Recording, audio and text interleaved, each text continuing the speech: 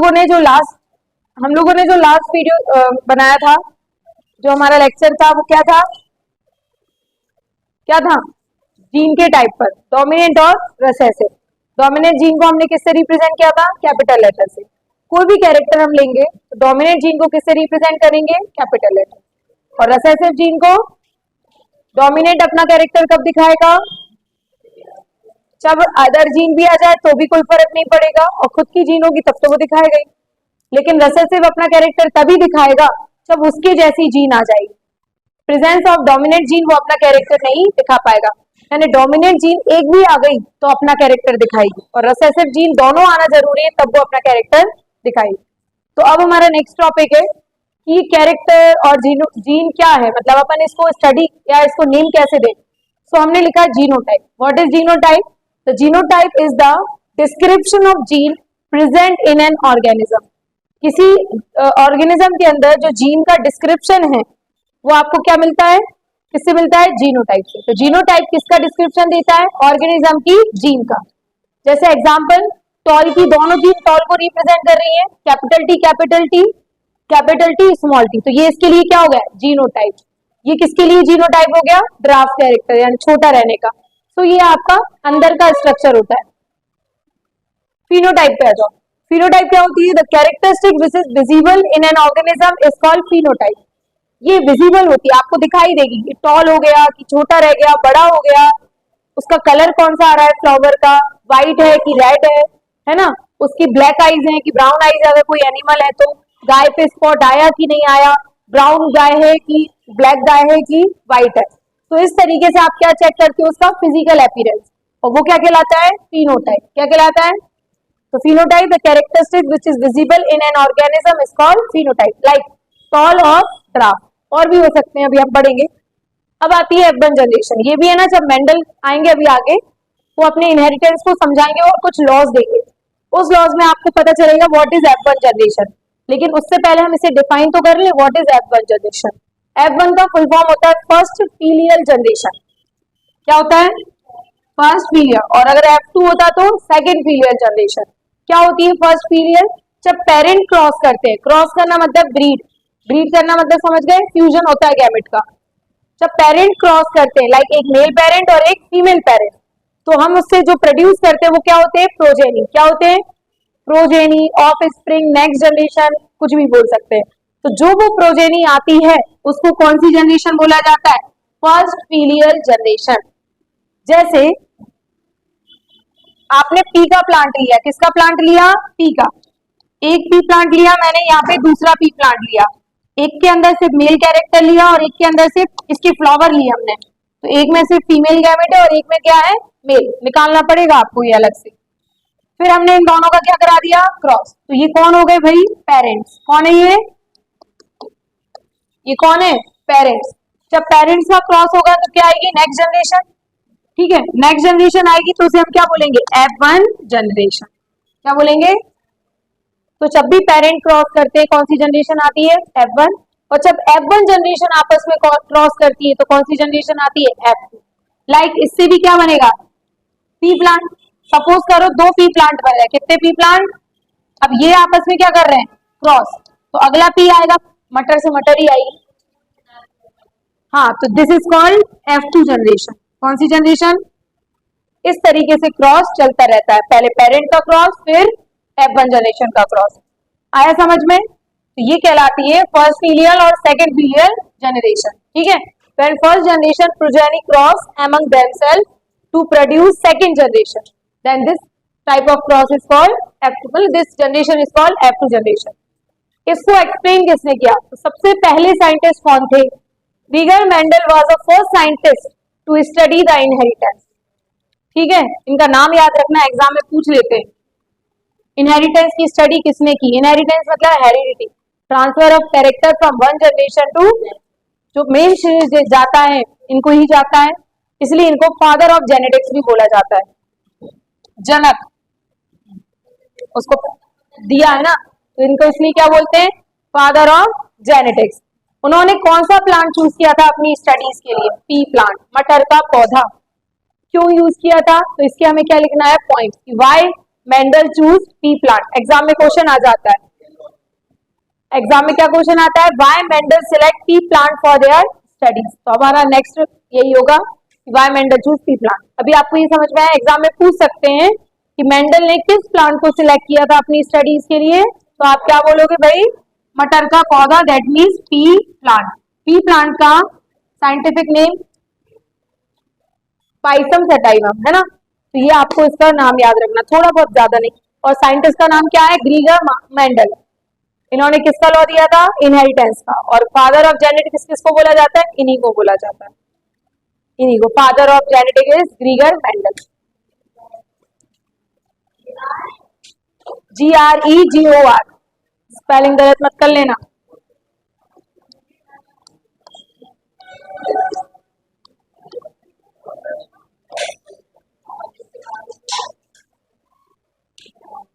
इसे नहीं हूं। तो हमारा नेक्स्ट क्वेश्चन क्या बनता है इससे, why Mendel choose pea plant for there study. तो मेंडल ने अपना प्लांट क्यों चूज किया अपनी स्टडीज के लिए, सॉरी पी प्लांट क्यों सिलेक्ट किया, तो उसके दो कारण थे। पहला, पी प्लांट कैसे होते हैं, बाइसेक्सुअल। इसके जो फ्लावर होते हैं उसमें दोनों मेल और फीमेल दोनों पार्ट एक ही साथ प्रेजेंट होता है, सेल्फ पॉलिनेटेड होते हैं, इसी कारण वो सेल्फ पॉलिनेशन कर लेते हैं उसी प्लांट में, तो इनको कोई एजेंट की जरूरत नहीं होती। इनकी लाइफ शॉर्ट लाइफ साइकिल, मतलब एनुअल प्लांट है। एनुअल मतलब एक ही सीजन में इनको सीड आ जाती, सीड ग्रो कर लेते हैं, उसी से प्लांट बन जाता है और उसी में वो डाई करते हैं। डाई इन द सेंस जैसे प्लांट अपन फसलें उगाते हैं ना।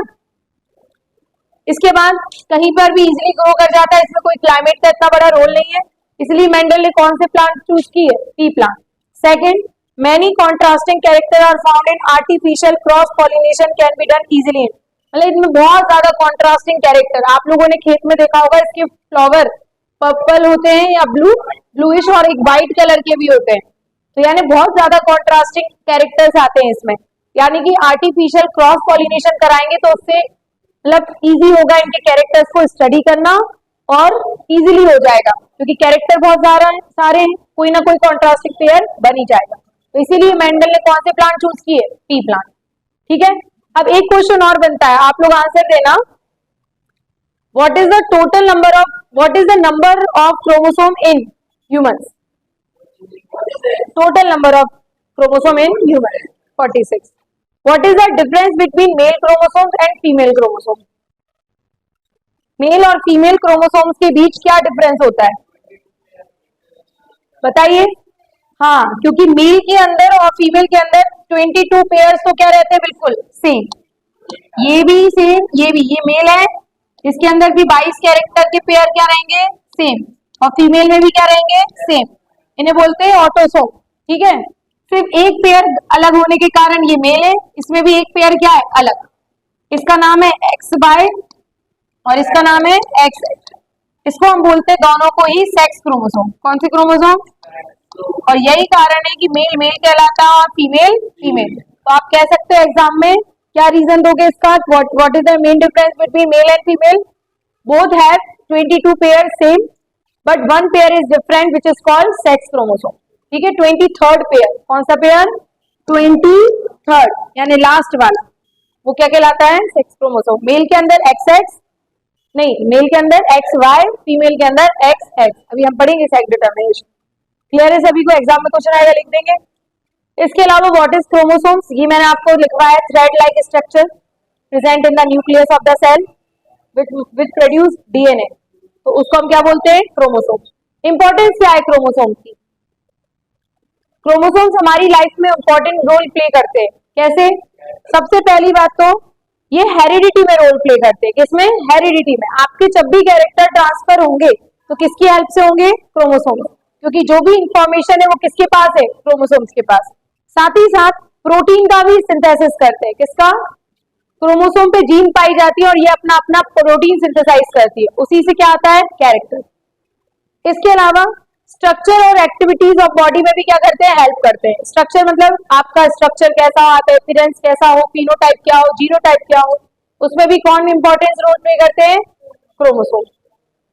इसके अलावा रेप्लिकेशन, समझते हो क्या होता है, डीएनए से डीएनए का बनना क्या कहलाता है, इसमें भी किसका रोल होता है? क्रोमोसोम का। इसे रेप्लिकेशन, रेप्लिकेशन मतलब एग्जैक्ट कॉपी बनना किसी भी चीज, तो इसे हम क्या बोलते हैं? रेप्लिकेशन। उसमें भी किसका रोल है? Chromosome.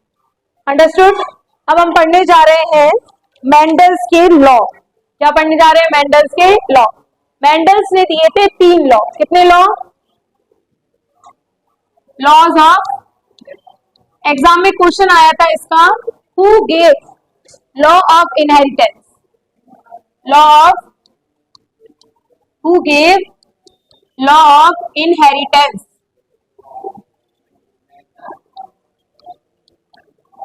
Law of laws of inheritance. एक नहीं है ये लॉ, 3 है।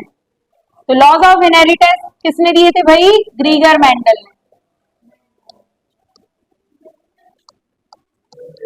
ठीक है, इन्होंने अपने कितने लॉज दिए? 3। Law of dominance, law of dominance, law of segregation,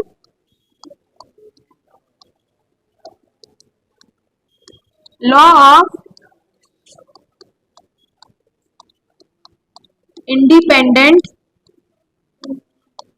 assortment.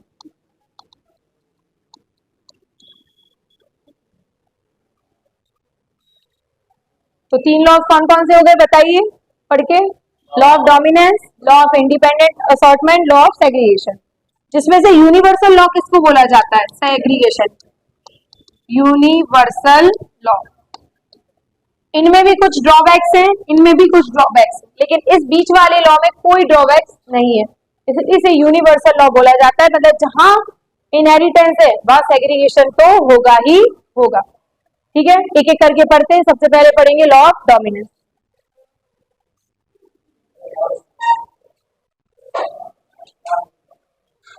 Pause करना है।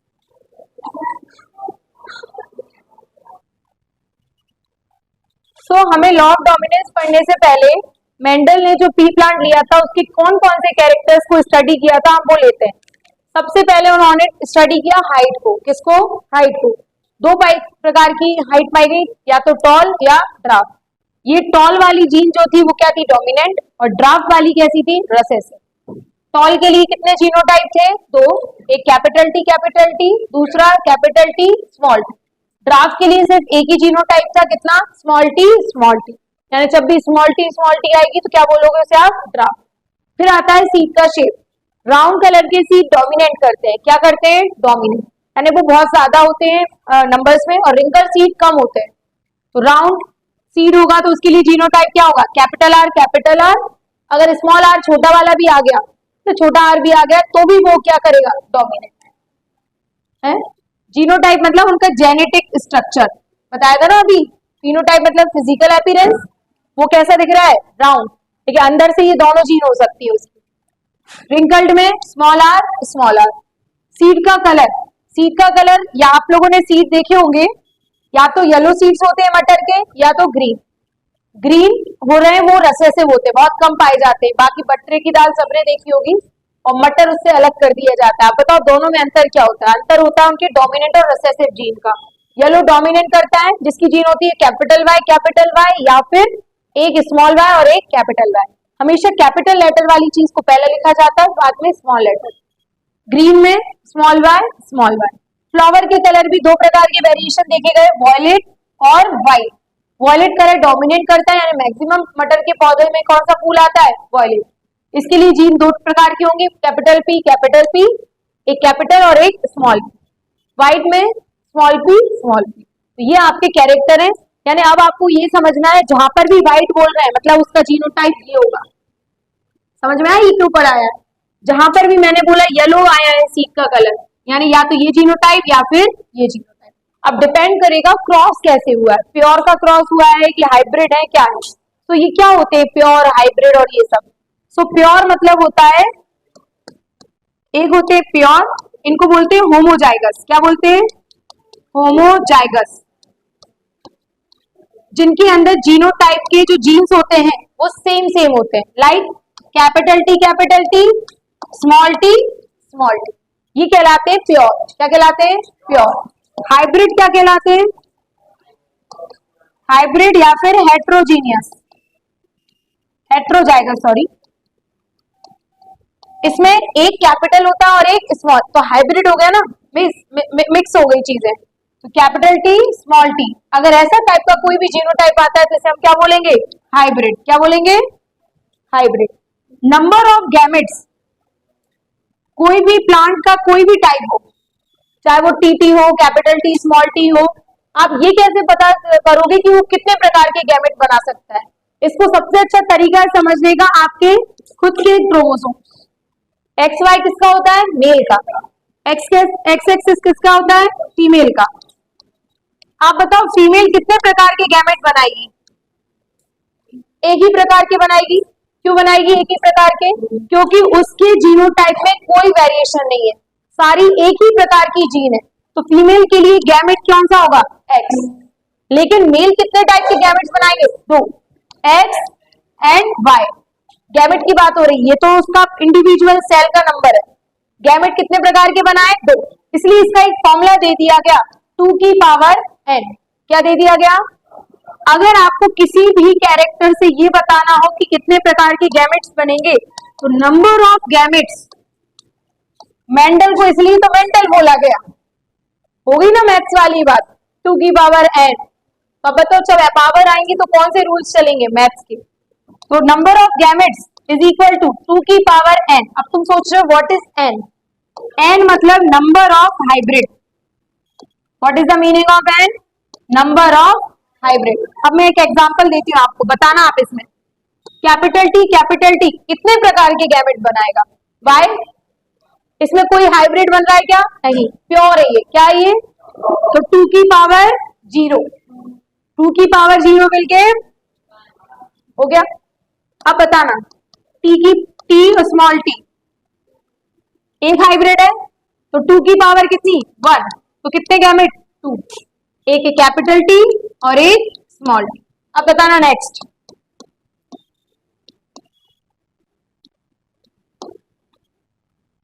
ये कितने प्रकार के गैमेट बनाएंगे, 3। नंबर ऑफ हाइब्रिड बताओ यहाँ पे कितने, 1, तो ये तो कितने बनाएगा, आपने ऐसे नहीं बताते, मतलब दोनों को सेम। हाँ चलो इससे समझ गए आप। अब अगला, जब अपन ऐसे फ्यूज कराते हैं, देखना कितने हाइब्रिड, 2, छोटा r छोटा, कैपिटल R, तो कितने हाइब्रिड है भाई, 2, तो 2 की पावर n कितना हो जाएगा। पिछले केस में 3 क्यों बनेंगे, 3 प्रकार, R कितने बनाएगा, एक प्रकार के, क्योंकि वो प्योर है। जब भी प्योर आए उसके एक गैमेट तो आप निकाल ही देना, फिर हाइब्रिड के कितने काउंट कर लेना, 2, तो टोटल R के एक प्रकार के, बाकी उनके 2 प्रकार। तो इस तरीके से किसकी कैलकुलेशन होती है, नंबर ऑफ गैमेट्स। और आपको बहुत इजी है इस चैप्टर में, कोई ज्यादा हाइब्रिड नहीं आएंगे, आपको 2 से ज्यादा हाइब्रिड आने नहीं वाले, मतलब सिर्फ आपको ये वाला क्रॉस है। तो 2 टाइप के क्रॉस होते हैं, कितने प्रकार के, मोनो हाइब्रिड, अब नहीं आए, और डाई हाइब्रिड। मोनो हाइब्रिड मतलब ओनली 1 हाइब्रिड लेते हैं, मोनो मतलब सिंगल हाइब्रिड, तो उसे हम क्या बोलेंगे, mono hybrid. Example capital T small T, इनसे क्रॉस करा है। डाई हाइब्रिड कब बोलेंगे, जब 2 कैरेक्टर लेंगे, यानी मैंने एक राउंड कैरेक्टर भी ले लिया और एक लंब, क्या लिखवा दिया था, नंबर ऑफ गैमेट्स का फॉर्मूला ना, number of gametes equal to 2 की power n। What is n, number of hybrid. अब इसके पहले ये था कि प्योर और हाइब्रिड क्या होते हैं, प्योर मतलब सिंगल टाइप ऑफ जीन,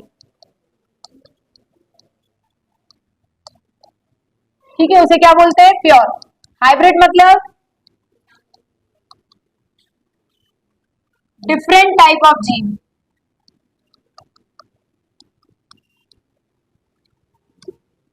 उसे हम बोलते हैं हाइब्रिड। तो ये आपको ध्यान रखना है। फिर ये था मोनो हाइब्रिड, क्या होता है, डायहाइब्रिड। मेंडल ने कुछ लॉज में मोनो हाइब्रिड यूज किया, कुछ में डायहाइब्रिड, तो हम दोनों पढ़ेंगे। पहला लॉ और दूसरा लॉ मोनो हाइब्रिड से हो जाता है, थर्ड लॉ को समझने के लिए हमको डायहाइब्रिड। तो हम नेक्स्ट लेक्चर में लेंगे लॉ ऑफ डोमिनेंस।